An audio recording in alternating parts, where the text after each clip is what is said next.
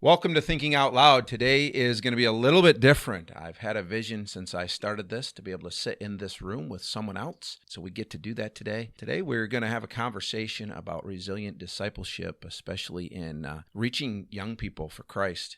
This is Scott Connor. He is an Awana missionary and has become a good friend of mine. And if you are about to turn the video off because you don't use Awana, let me tell you, don't do that. This is for those who are in Awana, but if you don't use Awana, this is just for people who work with young people, and we want to be an encouragement to you. So make sure you stick around for the conversation.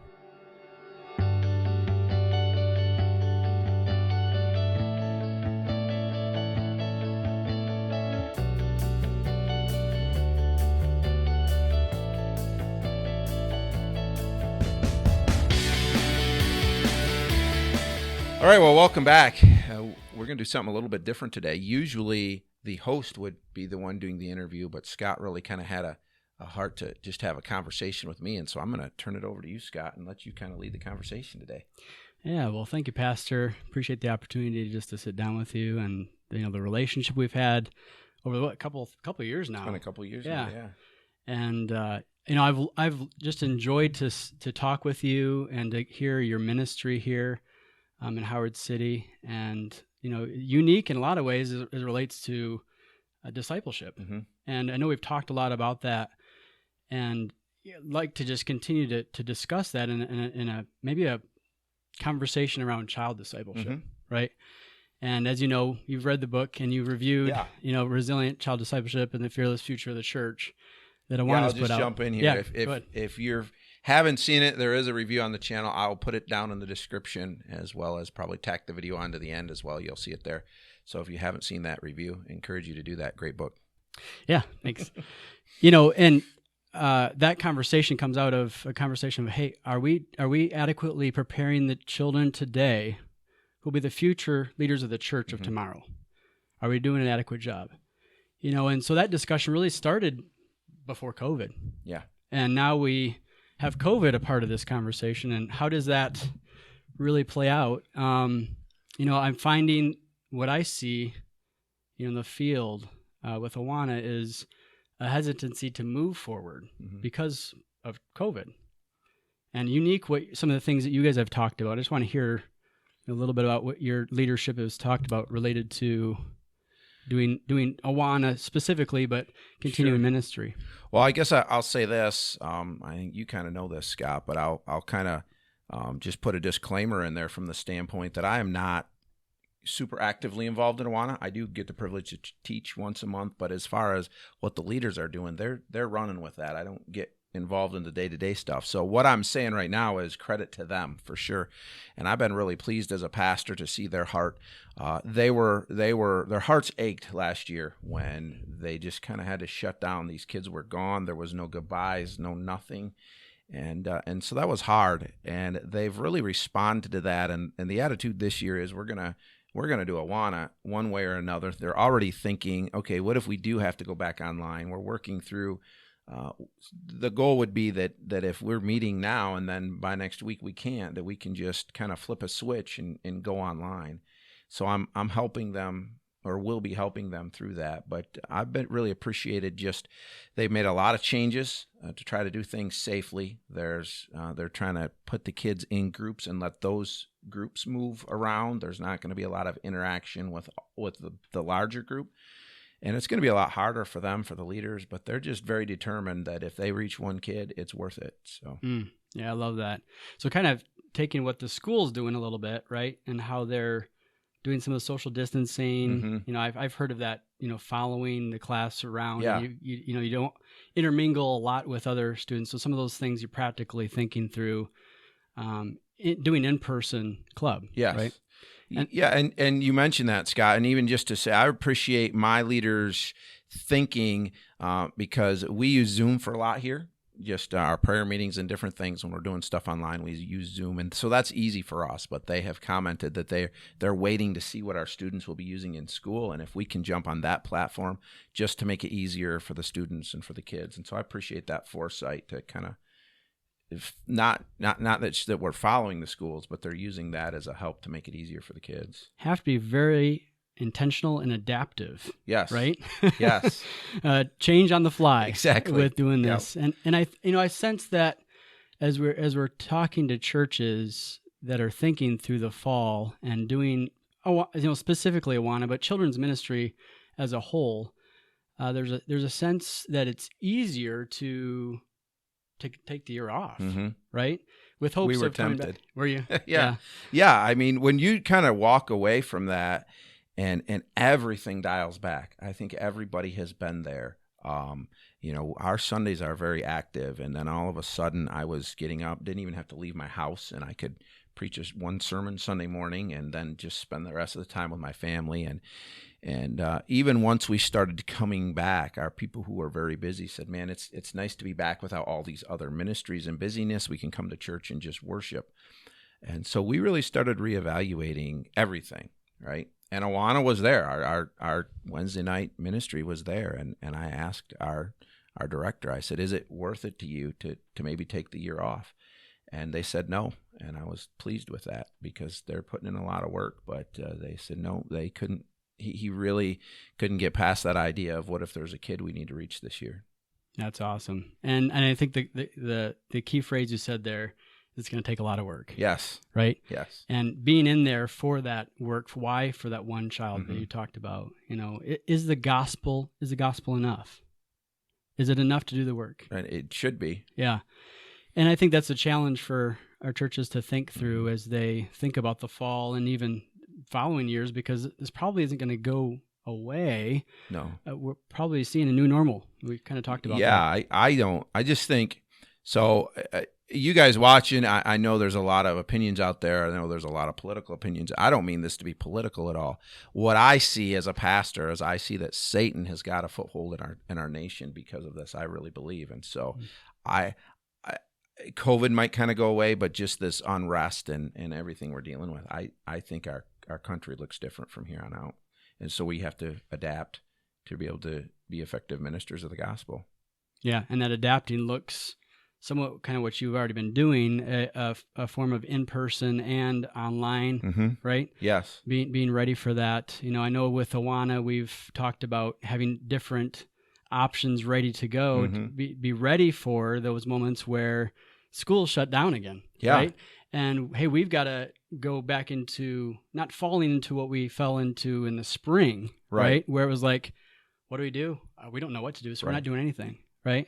So have you guys thought through if you were to move into a situation like that, or have you thought through how that would look like? Yeah, again, this is credit to the leaders, to our leadership, but I've had conversations with them asking me even just for help, because obviously with this, me moving into YouTube, I have the ability to be able to help with some of the videos, and they want to start working that way. Their goal and their desire is that if we were to have to shut down like immediately, we wouldn't miss a Wednesday. And I'm not sure that we're there yet, but that's their goal. Their goal is that we can work to that, and then just working through how we can keep the leaders engaged with the same kids through that time. So we're really working hard to be thinking ahead that way. We've done a lot of that even in our church. We've found the Lord has opened some doors. We will always now probably Zoom our prayer meetings. We meet in person, but we also have Zoom going, and we have people joining us that way. And so we've really, the Lord has forced us to be adaptive in a lot of ways, and I think this is just an overflow into that. And instead of being put behind the eight ball, like I think we felt like we were in the spring, we want to be ahead of it and just keep going. Good.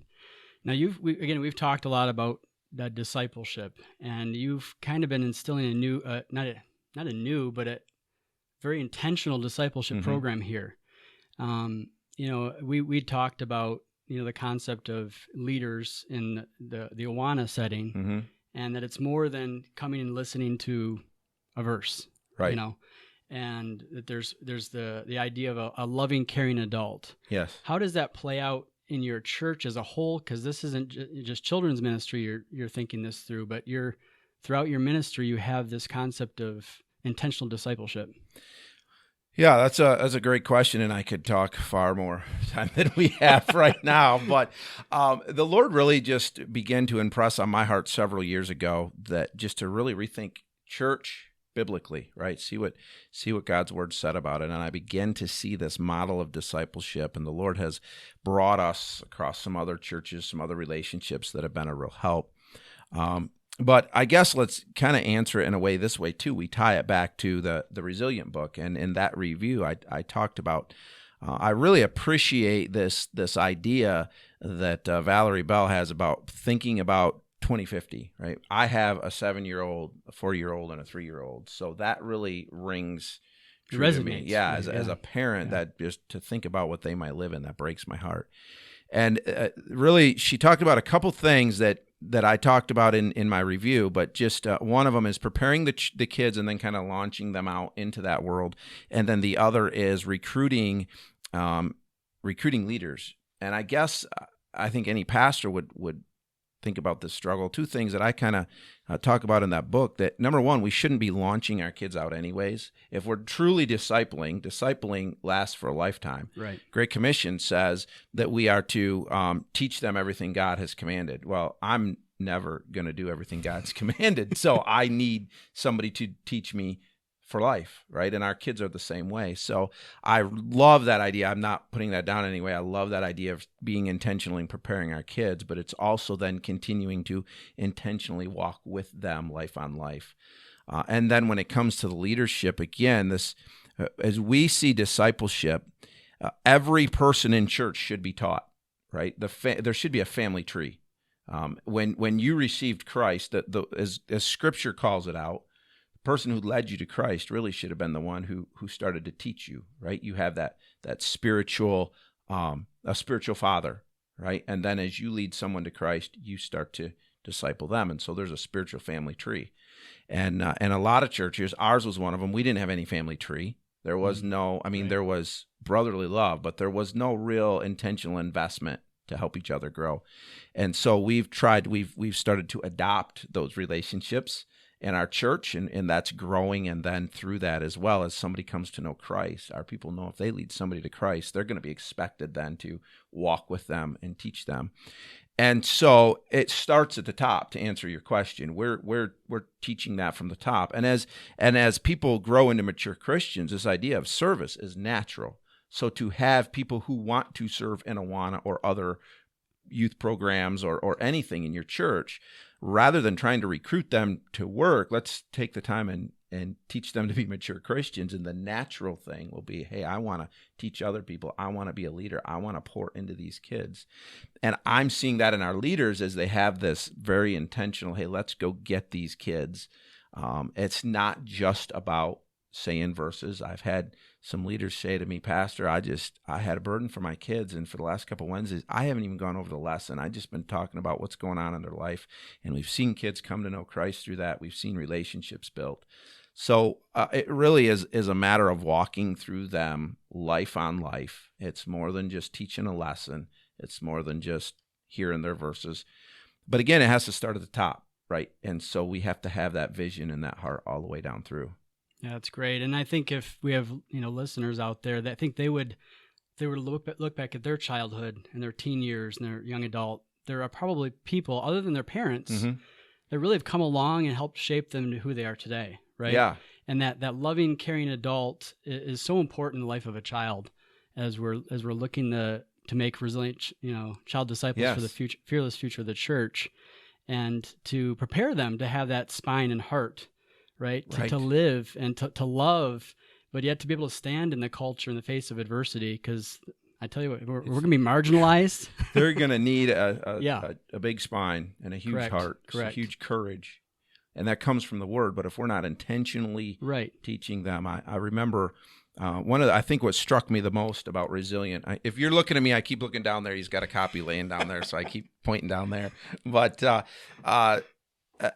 I think it was right in the beginning, Valerie Bell starts out with this kind of letter to the kids and saying, hey, we've given you a good time in church, but did we give you something that lasted when you left? And that grips me, right? Because if we're gonna invest the time, let's invest something that's eternity. And I think about my kids, and I think how much worse it's going to be for them, right? But the Lord knows. We need to just get them grounded now, very intentionally. We redeeming the time. We can't fool around because the days are evil. Well, and you look at where we've come. I mean, this book was written, a year or two ago, and that's a different world. Yeah. 6 months. Right. Well, and I've talked to people about that on when we've talked about this idea of 2050. 2050, are you kidding me? We're here. We're in 2050, what we would have guessed, right? Oh, yeah. Yeah, so there's definitely challenges that we face, but I believe God is more than able to do incredible work if we're willing. And I think that comes back to it's going to take work to do discipleship. Effective discipleship takes work, right? I mean, you've seen that. Yes. You invested. Right.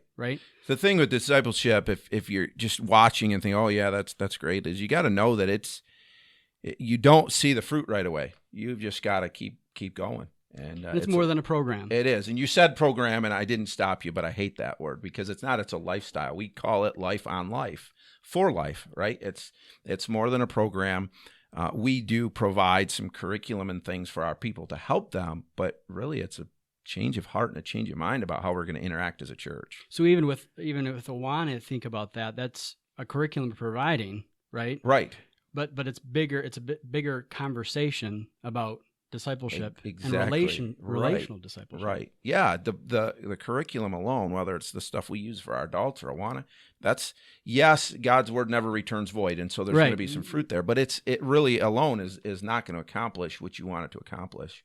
On the other hand, if you have to throw that out a night or two just to invest in those kids and hear what they're going through and share the love of Christ with them, that's probably more valuable. Yeah. So if you're talking to, now you guys are not 300, 400, 500 member congregation. No. Right. If you were to talk to another church out there that might be 75 to 200, 250, what would you share with them as it relates? Because it's hard, church ministry. It's tough. It's tough work. Let's be honest. And in the small church, it's even more. Yeah, it seems like So when you're thinking about churches that are struggling to make, they kind of come back to Sunday, right? Yeah. But what you guys are doing is not necessarily a Sunday. Thing. No. Well, it is when we. I'll say maybe I've shared this with you, but for our viewers, when this whole shutdown happened for us, one of the guys in church was kind of laughing. He'd come into church for a minute and he says, "Pastor, I'm going to blame you for this because you've been telling us that the church isn't just a building on Sundays," and it was just really fun to watch our people operate outside of that. We were forced to operate outside of that, and as I talked to other friends of mine who are working towards the same disciple-making culture, it was amazing just to hear. The fruit just kept going because we have this mindset that it's about our people. It's not, we need Sundays, yes, but it's not just about Sundays. And I think that's where it's so hard for people because whether it's investing in our young people, I remember you talked about caring and loving adults in your life. I grew up in a Christian home. My parents trained me, raised me to live as a godly young man. My dad led me to the Lord.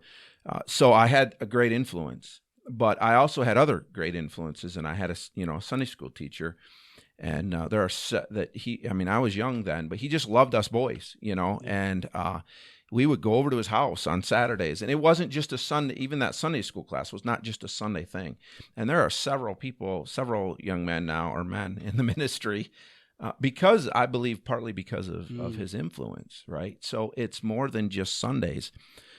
So really, it's hard because as Christians we have gotten so wired in the American church. We show up for church on Sunday morning, we sit in the pew, we put our time in, and then maybe if we're really going above and beyond, we'll come in on Wednesday night and we'll work with our young people with Awana or whatever we're doing, and then we go home. Instead of recognizing what we see all through the New Testament, that our outside of church, that stuff is not our priority. Really, I mean, people don't think about it, but really our careers, our families need to be a priority, yes, but just the always making our kids happy and doing sports and all that stuff, none of that stuff is a priority. The priority is the gospel. The priority is making disciples. And so we've had to kind of reorganize our priorities. I heard an illustration. I can't remember where it was now, so I can't give real credit, but it really hit me. If you were investing money and you knew that this company was going down, would you invest money in that? Or would you invest money in a company that you know was taken off? Right. Well, but we do that all the time. The Bible says the world is passing away and the lust thereof. And what do? We take our priorities and we shift them to the world. So all of those things, whatever it is, the trophies, the good job, the money, whatever it is, that's you're investing in a losing company. Right. It's going down. Yet the Bible clearly says if we make disciples and we invest in eternal things, we'll have eternal rewards. And so it's just really getting serious about God and realizing God doesn't expect me just to live my life, but it's clearly all through the New Testament. Every Christian is to be teaching another Christian. Yeah, and COVID in some ways may actually be a great, not tool, but a place to reevaluate as parents. I'm talking about myself here, right? To reevaluate, where are our priorities? What are we investing in? When I'm talking about my own kids, right? But then for you and your church, I think you mentioned you guys have really evaluated things, whether it's Awana or any part of your ministry, because of COVID. It really kind of made you reevaluate things. Right. I think for us, it was a reset button. Right. Because everything just stopped, basically, other than I was live streaming with some daily encouragement on Facebook, and then we'd live stream one service. I mean, we're still a traditional Sunday school, Sunday morning, Sunday night church, so that really dialed things back. There was no midweek services. We would do prayer meeting on Zoom, but I didn't even have a devotional. It was literally we just meet on Zoom, share some requests. It was a good time of fellowship because we hadn't seen each other, Yeah. And then we'd pray, and that was it. So it was really dialed back and really simple. And then when we started coming back to church, we did the same thing. We didn't have anything else through the week. We didn't even sing. We just literally, you come into church, and I'd give a couple announcements, I'd preach, and we'd go home. But there was just almost a freshness to that because you could enjoy the service, you could worship the Lord, you could be fed, and you didn't feel like you were being pulled in a bunch of directions. So it really forced us to say, okay, we felt like we had been doing a good job of paring out programs that were not needed, cutting them out. But then you're like, oh, maybe we are a lot busier than we need. And so we're still evaluating. It really was a good reset for us. And even success is reevaluated. Yes. Right? I mean, right? So whether they're coming in or they're watching online, that's all a different, it's right. It's evaluated. So I know, I've been hearing this too. When you think about discipleship, and especially child discipleship, and you think about your Awana program, I say program, look at that, your Awana club, the ministry that you have to disciple the kids, is it worth it for 5 children? So say you guys are going to start in September, right? Sometime. You have 5 kids that are a part of your ministry. Would you say that is effective ministry? Absolutely. And it's funny you ask that because we don't have a large Awana program or club. We don't have a lot of kids.